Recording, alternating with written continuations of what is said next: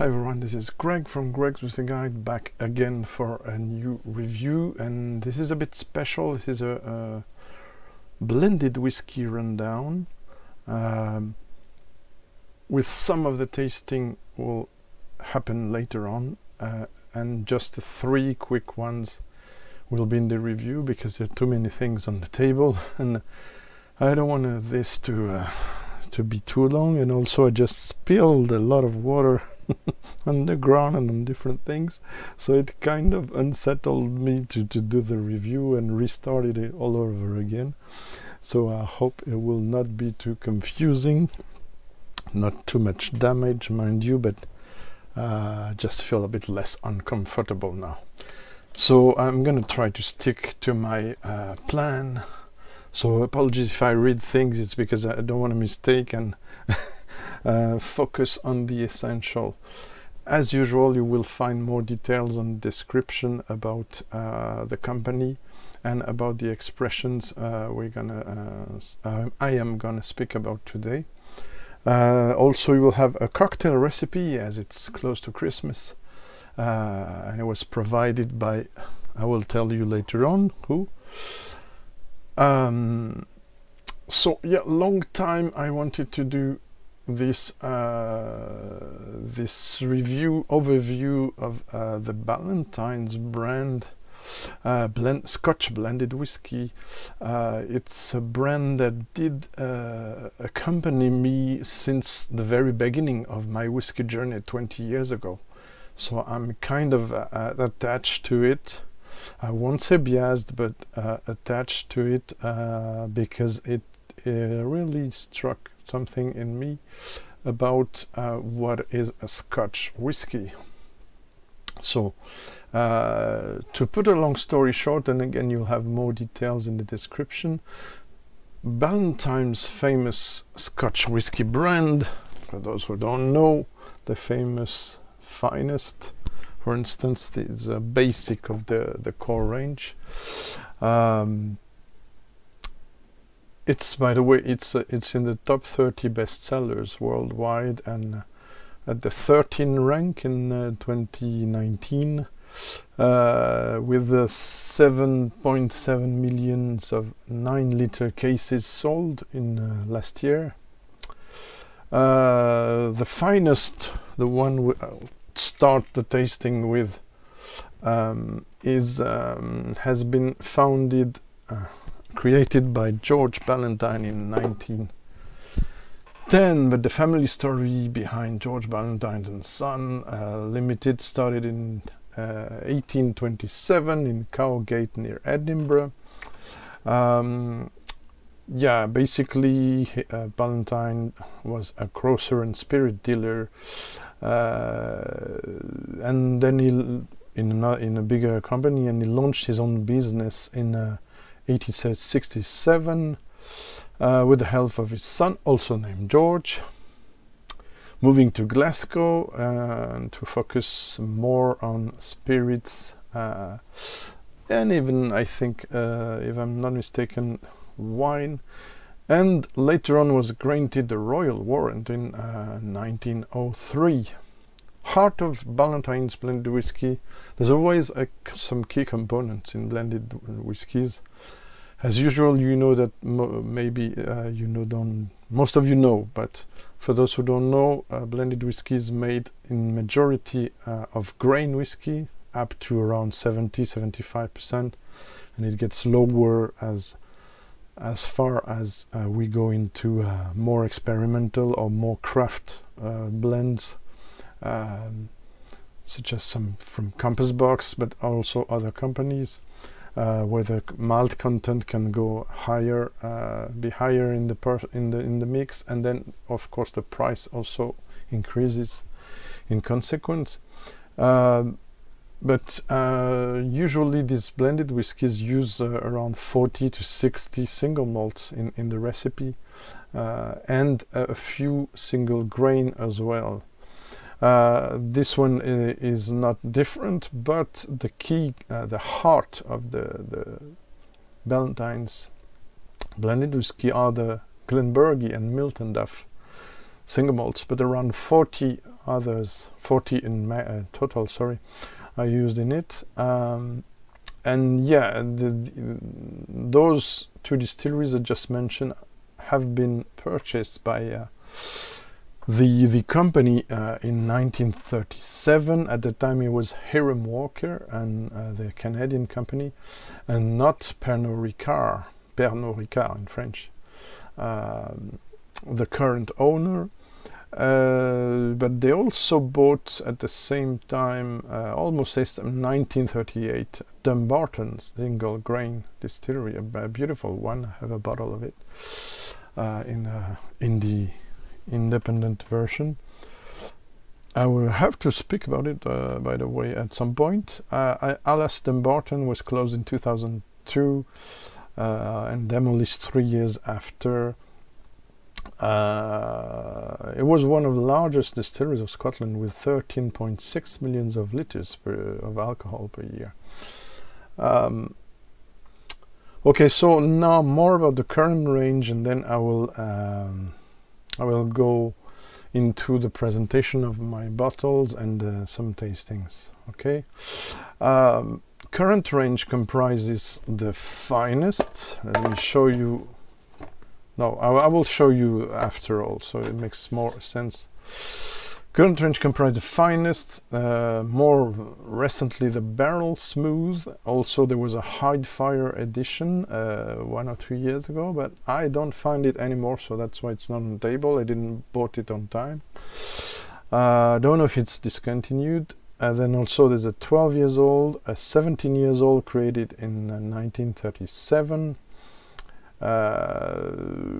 And it has 7 key malts. I don't remember if it's the 12 or the 17, sorry. 7 key malts are Ardbeg, Balblair, Glenbergie, Milton Duff, Pulteney and Scapa, but also Tormore and Glentockers. And that's why there was a limited edition of Ballantine's featuring the names of some of the key components. Glentockers, Milton Duff and Glenbergie, if I'm not mistaken, are the 3. They were highlighted on the label, which was very rare, as they consider as fillers. So mainly producing for blended whiskey, and for this one in particular, and not necessarily existing as themselves as brands of single malts. Even if you can find some limited editions of it, you could find in the past, from time to time, there's some limited release, but mostly it's the independent bottlers that highlights this kind of distilleries. So if you want to know more about the style, go check the independent versions of Milton Duff or Glenbergie, for instance. Right, so we have also 21 and 30 years old. In addition to that, a few limited release, like I said. Blending company currently owned by Pernod Ricard and within the Chivas Brothers Group in 2006. And Sandy Hyslop, sorry if I butcher his name, is the current master blender.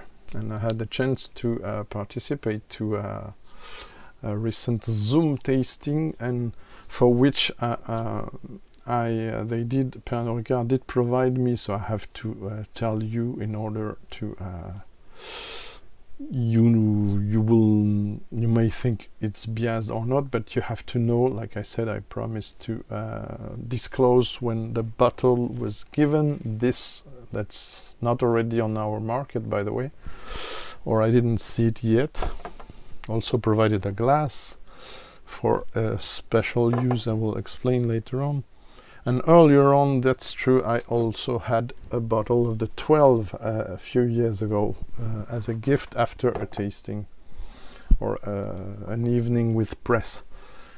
You have to understand these are common practices in the Scotch, and not only Scotch industry, where they select a bunch, not many people in the press, general press and specialized press and press related, such as me, blogger and vlogger.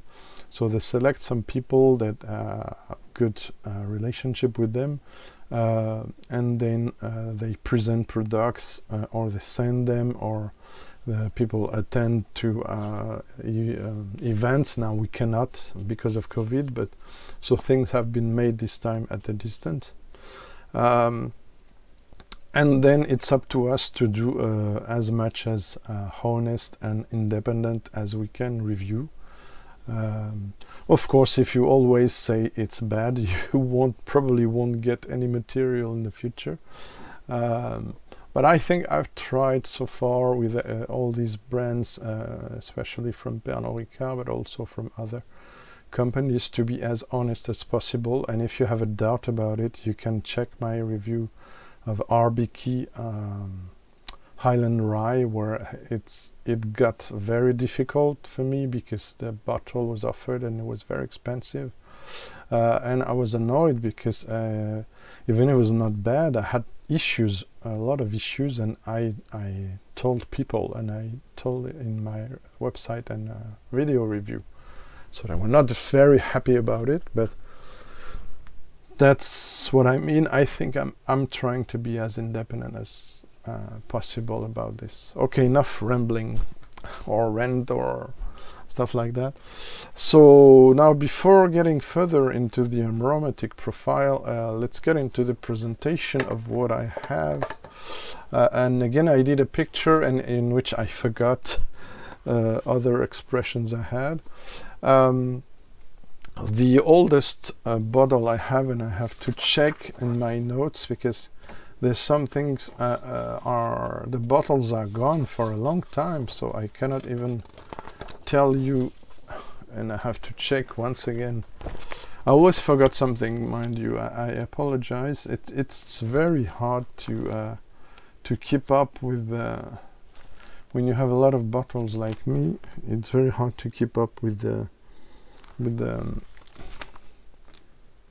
oh, there I have it. I'm happy I have the reference. 2006. Oh my God. 18 euros at Monoprix. This is old stuff.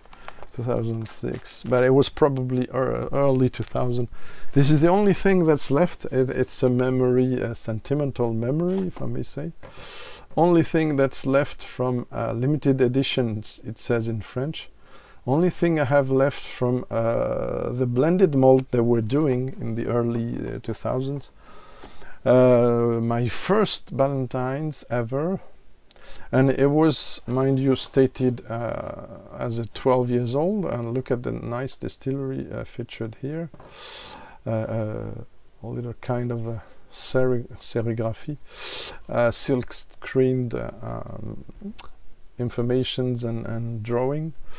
So this one was only malt made blend, so blended malt. At the time was still called, it was I think before 2010, and the argue with John Glaser with the vatted malt expression, which I prefer as well as blended malt. But before they were calling it pure malt, which is another question. I will do probably someday a review especially about names and regulations, because it can be very confusing. Currently they're Japanese and French single malts that are called pure malt, while the company distillery means single malt only. They still write pure malt, and I think it's a problem, because this one is a blended malt, not a single malt. Okay, made with point. So it was very delicious. Lots of complex flavors, fruit, smoke, also some wood, but not too much, some sweet spices, some beautiful notes. Another thing that's gone, and I really I have two versions here, and I love the copper packaging. I hope it will show with the light, because it's not always easy with the reflection.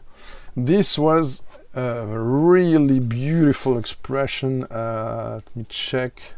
That occurred around 2005, and unfortunately was discontinued in 2008.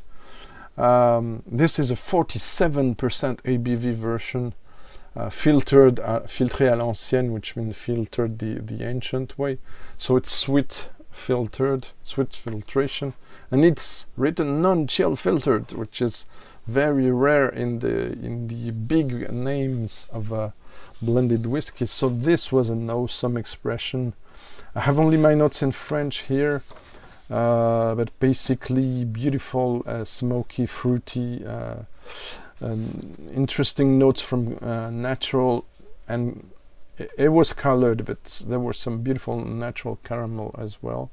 Much more gourmet, I wrote, than the 40% versions. Still a blended whiskey. Rich, powerful, spicy, a lot of honey, candied fruit flowers, and beautiful in integrated wood notes. Water makes it maltier and fruitier, but still maintains the smoky character. One of the most beautiful version from Ballantines blend. It was some different batch differences, but the best batch got in my book 93 out of 100, and the less accomplished one had 88.5 in 2006, which is still a huge note, especially for a blended whiskey. It's a very, very good note. So why I speak about this, because I really and I know they will be watching, guys from Pernod Ricard, please bring back this expression. It was a beautiful one, and I loved it. I also loved the copper box, metal box, in which now I have also cocktails and different things. The other limited, all these went, and normally there was no box, but for Christmas and such occasions they had some special packagings. Then of course I'm going to speak about the finest. Finest, I told you earlier on, so it was created in 1910, so early 20th century. Around 40. This is the liter bottle. This is a blend I enjoy on a regular basis. One of the most woody and a bit smoky as well. Not the most smoky one, but one of the most complex, I have to say, blended whiskies, and expressive at the same time, which sometimes I struggle with other brands to have the same delivery, but also I have to say also a lot of batch variations. Then I have the there's a 12 years old. This is the ancient delivery. Current delivery, when I say ancient, yeah, around 2000. I don't remember this one. Check 2010, maybe 12. Well, let me check. This has to be prepared before, I apologize. 2014, and a few years later this changes to that, you see. So it's funny how they kind of inverted the colors and changed the label. So the 12, very subtle blended whiskey. It's the one for the finest. I will show you how I like to enjoy it most of the time. And that's with ice. But the 12 years old, I prefer to have it neat most of the time. Current expression still on the market. It's the barrel smooth, selectively finished in double barrels, like they say. A nice alternative to the finest. There's also the hard fire, but I couldn't get my hands on it. Yeah, before I got into special things in the range, but it is not the current label, I have to say. This is a collector's edition, a very interesting one. I will tell you more about it. And I will do a proper review of this one because it's really... this one is from around, let me check, 2006. So with the cream label and the things here, the dented label, now it's very different, and the content as well. I mean, not so different, but it's cast from now, so it's different. And then this, which is the new creation from Sandy Hyslop, and which is something that pays tribute to the early days before the age statement was mandatory 3 years old, and they did release, I don't remember which year was it. I'd like to have, by the way, Sandy, once again, please, if you can come by live, I'd like to hear you talk about more about the history and the different expressions. This one is a brand new one, really. It's a 2020 creation, and it bears less than 10 years old age statement, so kudos for that to Ballantines and their owners to dare to put an age statement under 10 years old, which is very rare nowadays, especially in the blended Scotch territory.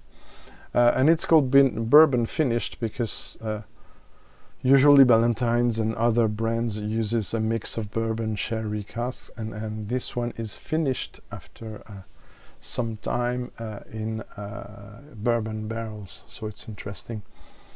Also, I like the very, even if it's half opaque, I like the classy. So you see, it's early 2000. It's in summer. Yeah, it's August 2020. So it's quite recent one. What does it say? It's most of marketing talk, but it's normal. It's always the same. Won't read it. Doesn't have a lot of information in there.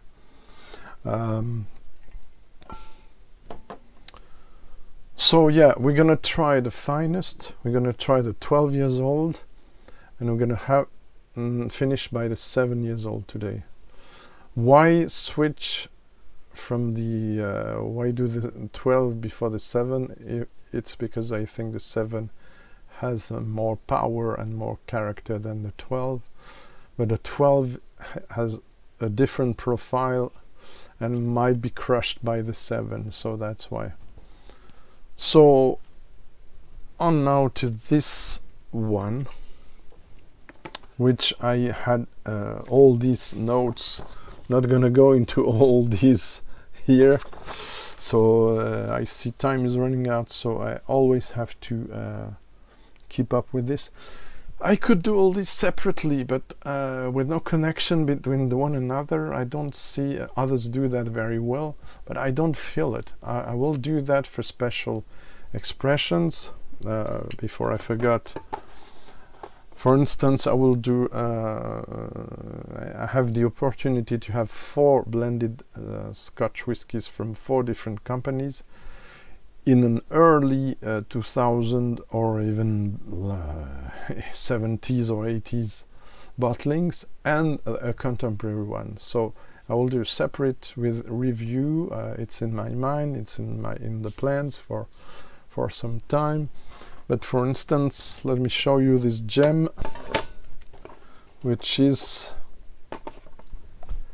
for French market. You see this very rare here D mention, which means digestif, and it's an early French regulation mention, which probably dates from the 80s or late 80s. Not, I don't think you have that in the 90s, or and as you can see, it's quite different from this one, and I tasted it already. It's very interesting. So we'll do a special rundown with these kind of rare things. Also a separate review for the 17 from the early days that even comes with a box, so it's amazing. But for now, more about one of my favorite blended scotch. Yes, and I will have it exceptionally neat and then give you my thoughts with ice.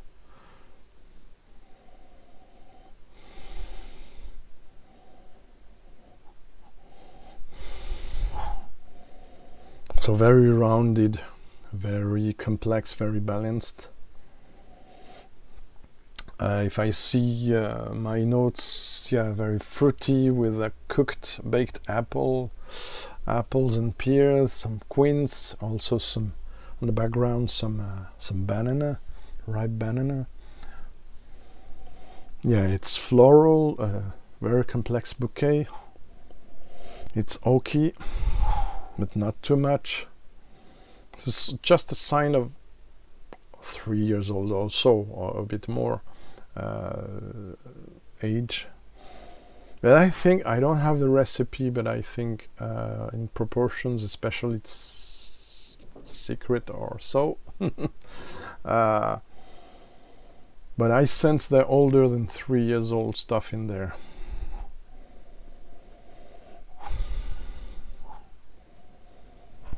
Yeah, very fragrant. Some malted barley, some sugar, demerara sugar, some caramel. We know it's colored and chill filtered, but like many blends. It's a beautiful nose. Let's see now on the palate. It's Langeva. Cheers, everyone.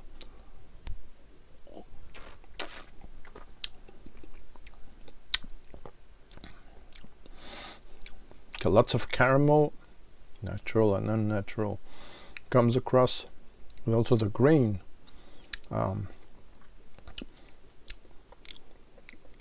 Some honey as well, some candied fruit, undefined, a lot of things. Slight hint of pear and cooked apples. Yeah, you have a lot of Speyside whiskies in there, so you have to have apples and pears at some point. And also, of course, I forgot a lot of malted barley. That's a very pleasant note, malted barley.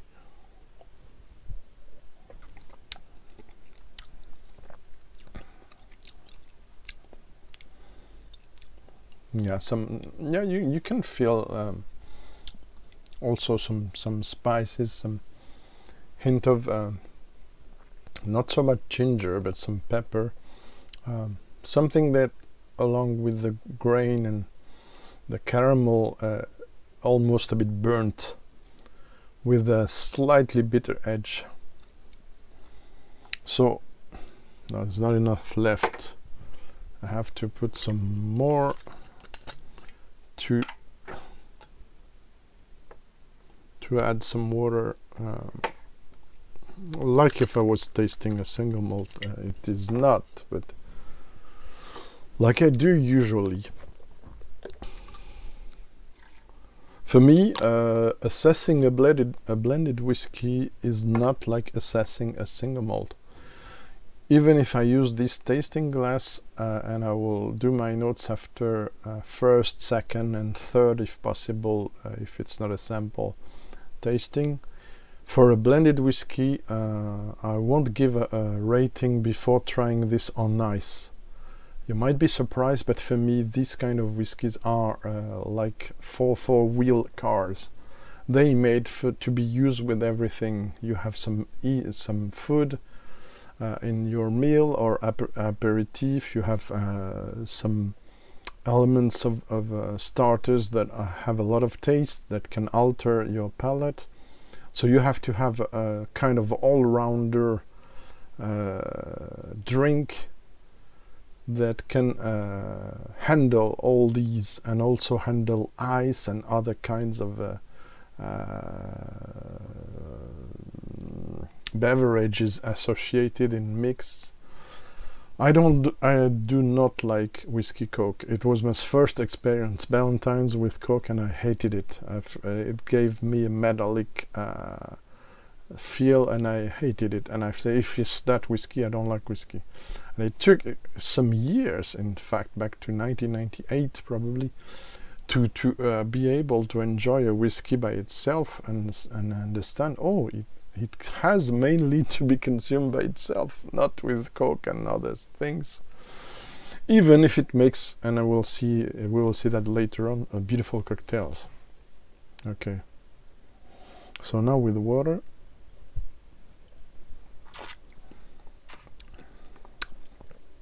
Oh, more caramel, more honey. Not so far at times from bourbons. Well, you will see in another expression how it can be closer to that. So beautiful floral notes, fruity notes. Everything is really melted together. Blended whiskies are the closest. It's a raccourci. It's a shortcut. Okay, it's the closest from the commercial or regular, let's say, cognacs among the Scotch whiskies. Add some exceptions, but very old single malts or blended malts also. But the research here is not to have one or two or three very much coming across notes. The purpose is to have something rounded, complex, and that will satisfy a lot of people potentially.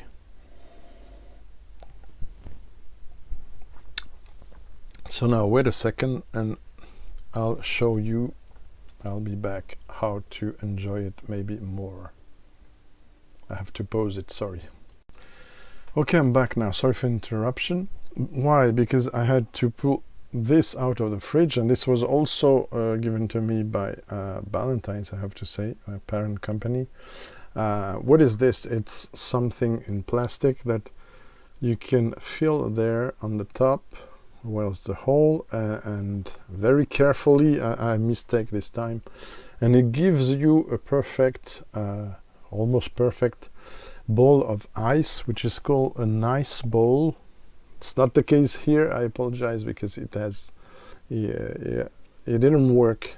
I did it too quickly, but basically it's a big chunk of ice, and I put mineral water into this one, not tap water. This will melt down slower, and of course there will be a chemical reaction. Of course you will lose some aromas, etc. So I don't recommend it for very refined single malts, etc. But for refined blended whiskies, it can handle, because of the main grain component, mind you, it can handle the ice, in my opinion, and it's the way I enjoy it the most. It's just my opinion. You do what you like as you wish. Slangeva, this is the best way, and this is also a glass. I'm sorry, it comes across very like a promotional video.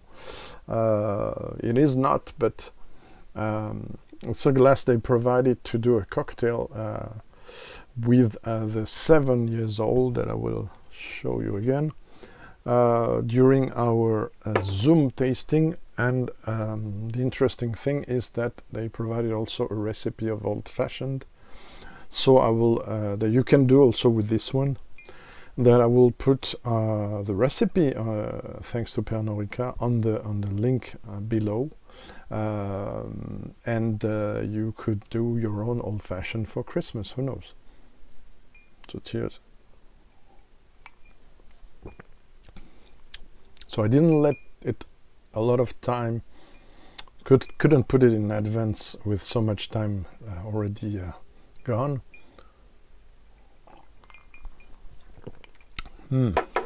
Basically it highlights the apple notes, the vanilla. I forgot to speak about the vanilla, things that comes from bourbon. Also a hint of sherry notes, some hazelnut, some almonds, and also slightly floral notes, and caramel is subdued with the ice. It's less important.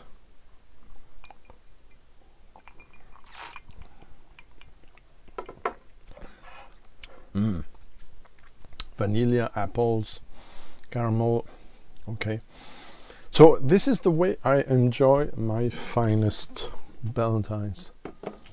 While for the tasting, sorry, and yeah, it's very small here, so I have to organize myself, I'm sorry. And yeah, why do I have this excellent book? By the way, it's because I wanted to show you my printer is a bit problematic this time. In the range is also the 21 years old, but there's mainly for me the best of the range is the, I hope it come across well, the 30 years old, which is absolutely awesome. Had the occasion to try it only 2 times, I think. And I gave it a rate. Of course, it's 2 times tasting, one in a show and one in a friend.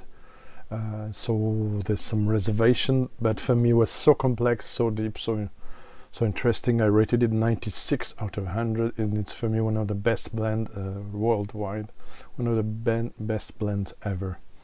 While I'm more reserved about a 21, I have to say. And also I'm more reserved and a bit disappointed as usual. Like I said, it's no double speak here. I don't know if I have the notes here. 70, it's very hard. 70 out of 100 for the 2010 edition of the Ballantine 17. So very average with the caramel, artificial essence, not artificial but added, dominating and crushing everything. Was very disappointed. I don't know about 2020 batches of the 17 years old, so I can't tell. Try before you buy, or buy it and see what's going on. It's not so expensive. But this one, I'm going to talk to you again about it, and it's 43%, mind you. Is a stunner, and I rated it over 90 out of 100. So this is another league. This is a blast from the past. But it's also the story of a lot of brands, I have to say. Casks have changed, production have changed. Some things are for the best. We'll speak about that in another video. Moving on to the 12, once again, I will put you, I better put you a more recent label, right? Moving on to the 12 years old, this is the one I like. It was very subtle. Yeah, the honey, the malt, the caramel also. And this one, there's more heather, honey, leather, and licorice and Earl Grey. I wrote down coming on. So me, I have this, which was offered. I mistake. This was offered, and this I bought. This is one of the best batches I have. I had. Very subtle floral profile. Yeah, like I said, complex bouquet, switching to some licorice, leather, heather, honey.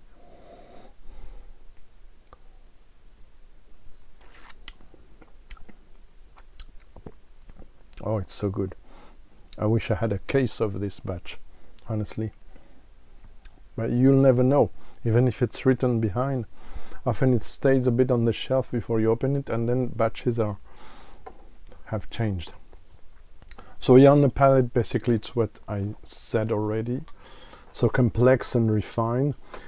12 years old, and probably some of the content even older, makes it extra dimension, more depth, basically, and some different notes with a hint of water.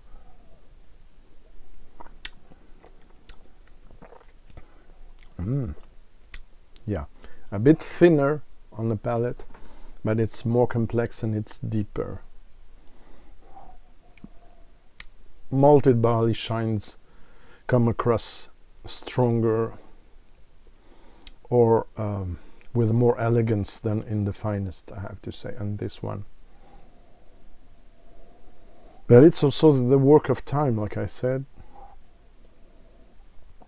So slightly some herbal notes as well, but very discreet.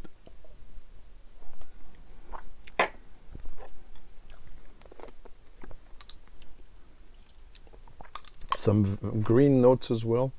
Some tea leaves and mushrooms, forest, moss elements.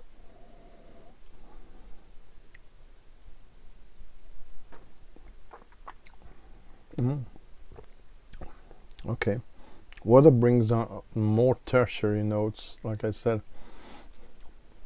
Some forest notes, some green elements, but it's still very balanced in the whole thing, so love it. Let me take some water.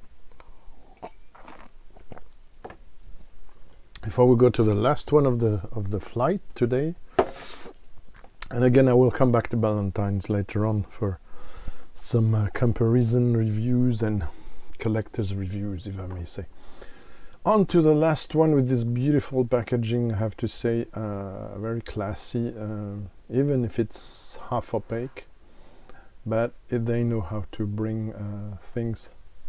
7 years old, all recipes a bit different, they didn't disclose everything, of course, but Sandy told me in the Zoom, asked to my question, and for this one the key malt component is Strathclyde, so not Dumbarton and not others, and Strathclyde has often a strong character. There's some sweetness, it depends, but I had the chance to try some Strathclyde samples for some contest, especially Chivas Regal Challenge, and I tried a Strathclyde 12 years old. It was not for sale, it was how do I call that, well, it was for the purpose of the blending session, very interesting blending session. So it was a kind of naked Strathclyde, and it was not cask strength. I thought probably 40, 43, I don't remember exactly. I think everything was watered down to 40. But was a lot of character, a lot of spice and some oak, and I find it there as well. So I poured earlier on like the others, because when you have opaque bottles, guys, you have to show the liquid in a way or in another. I tried this on ice, I tried it in cocktails at very different occasions during the Zoom test. It's a nice one. I forgot about scoring. Well, it's difficult to speak about scoring all the time, but let's say the finest, the current I have now, I rated it 88 out of 100. Yeah, you might be surprised. The least interesting batch, where it is, least interesting batch of the finest was rated around 64, so you can see there were trouble at some times. To 71, but the average one, let's say the ones I come across most often are rated 82 out of 100, so decent score but not super good. The one I have from 88, sorry, it's for the 1980s bottling. Where's the current one? Haven't found the current one. Sorry, guys.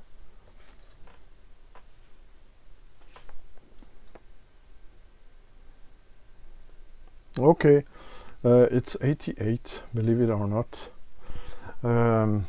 Okay, on to this one,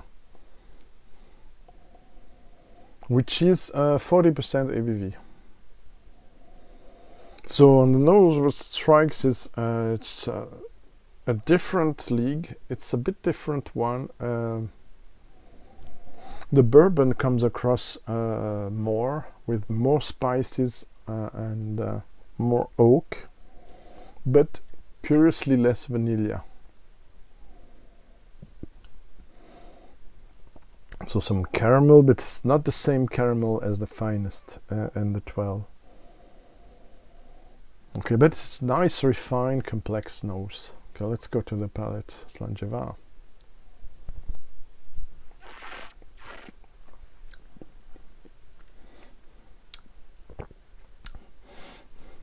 Apologize, it's going to be a long review again. Nice, very melted. There's elements that I'm a bit I don't know really what to think, but the others I like a lot. There's something like what are my notes?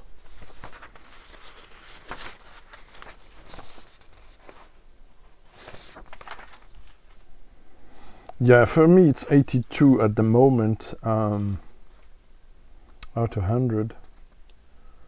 Yeah, I also have cooked apples, pears. What's this? Yeah, I noted dessert grains, sweet spices. Yeah, I think I got it. It's the dry oak that annoys me a bit in this one.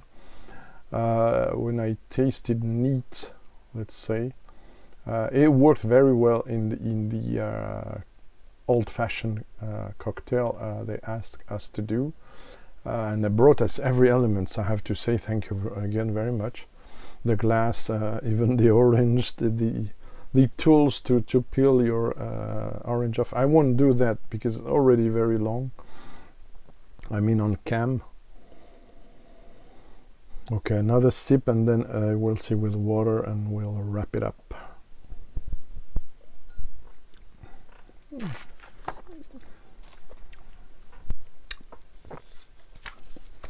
Yeah, the 7 years old is here.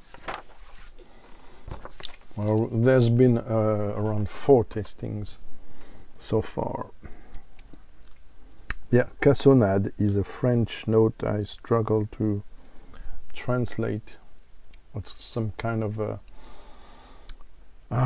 sugar, caramelized sugars in small pieces, crystallized pieces. Yeah, I got that. Some pepper as well, ginger and pepper. Let's try it with water. Bear in mind that those ratings are about blended whiskies are very rarely whatever the brand is, except yes, sometimes if you go in really craft territory. This, because there's a lot of grain involved, because it's something that's made at 40% and made for the main audience, this is a lot of rounded stuff, so you cannot expect such expressivity from a blended whiskey that you will have from a single malt. And that's the point where a lot of people do not get still in 2020. You cannot compare, you cannot rate it the same way. If you use the same scale you have, and I do it, you have to do, sorry, or you do not, but it's my opinion, you have to take into account that it is made to be drunk in several ways, not only neat. And you have to try, and you have also to understand it's basically 25% or so single malts in there. It's not 100%, so you cannot expect the same impact, right? But it's important. I come back to this all the time, but it's important. And also for all the guys who this is the blended whiskies, do not want to touch it. If these blended whiskies, and whatever brand is, I don't care, 90% of the single malt distilleries were shut down because most of them provide whiskey, malt whiskey for these blended whiskies. So and the most popular drink is not single malt. It's around 10%. It has been increasing worldwide, but it's still 90% of what is drunk worldwide is blended whiskey. Oh, I like the fact some pear and cooked apples come across now. Oh my god, we're gonna do it into an hour. Apologies, but every time I will put timings.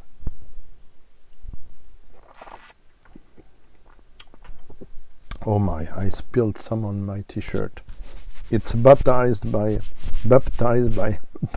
Scotch whiskey now. It wasn't previously.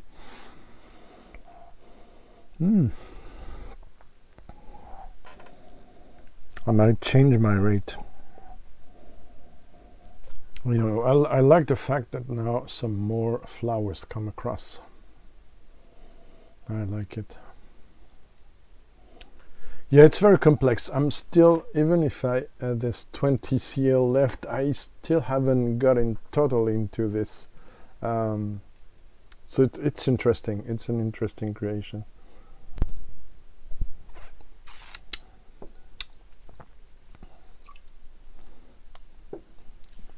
Yeah, maybe I will say I would have liked this one to be 43%. That's probably my main concern. I don't know. But it's a powerful one. It's different from the others. It has some common elements, but it has a different kick. Let's say maybe a more straightforward one on bourbon elements, like it says, Bourbon Finish. But yeah, I can recommend it, and you will see it works very well in an old fashioned. Okay, thank you for watching. 51 minutes. It's too long, I know, but I wanted to do an overview of a brand I like and I know for a long time. So I hope you liked it, and give me a thumbs up if you think it was interesting.